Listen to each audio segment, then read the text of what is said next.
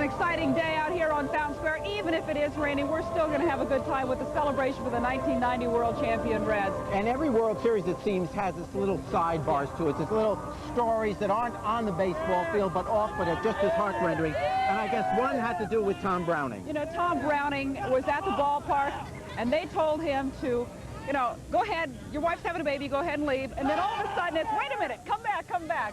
Here's the story of Tom Browning and little Tucker.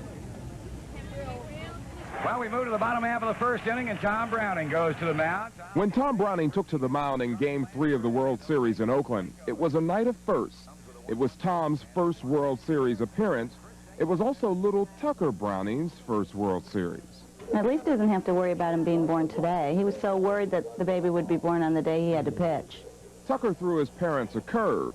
You see, during Game 2 of the series at Riverfront Stadium, Tom had to leave the game to drive his wife Debbie to the hospital. 30 minutes after the game, Tucker was born. You better believe this little rookie grabbed a few headlines of his own.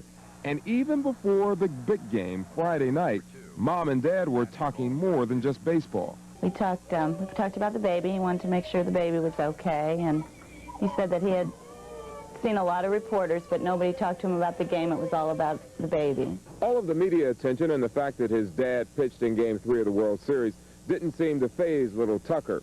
He'll have to catch most of this on the highlight reel. You see, he decided to sleep through most of this game. Debbie and Tom call little Tucker the Reds' good luck charm. It's a story Mom and Dad can't wait to share with him. He'll be excited. I mean, it's not going to mean anything to him for a long time, but it will one day. Courtis Fuller, News 5. You bet it will one day. One day it'll mean an awful lot, and right now it means an awful lot to all the fans here, and obviously also to Tom Browning and his whole family. You know, baseball is a game of superstition.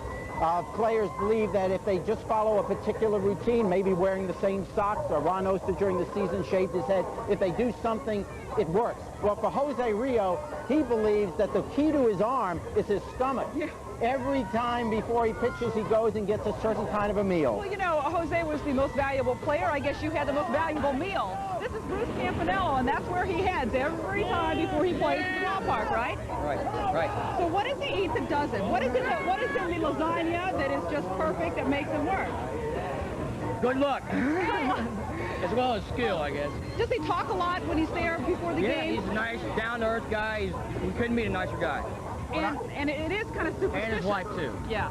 They bring the whole family in there. It's like a big table. It's a big spread. Are you nervous? Table 2. Are you nervous when they come in? Yeah.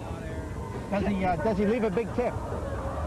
Yeah, I'd say so. Yeah. I would say. Because we'll get on his case if he doesn't. He's about to leave a bigger tip, I have a feeling, for the meal. Now, did you have to fly something out to Oakland for him, or did you pack it up? That was just, my brother Anthony came up with the idea of sending some out there, so we just kind of jumped on it, and Federal Express got in on it, and everybody was just real cooperative. Even out there at that Park 55 hotel. Yeah. The chef out there agreed to do it and everything, so it's great.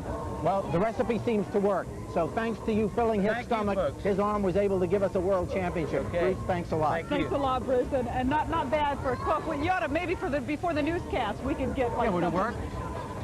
Maybe a commentary. We'll close on Monday.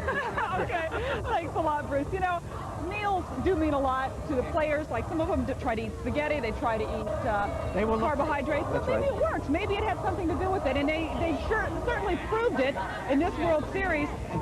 They also need an inspiration. Sometimes the inspiration comes from what they eat, and sometimes it comes from music. Right. Well, this World Series in Cincinnati will be remembered for the theme song which inspired the Reds, You Can't Touch This. Touch it! Let's hear it. I can't touch this. I can't touch this.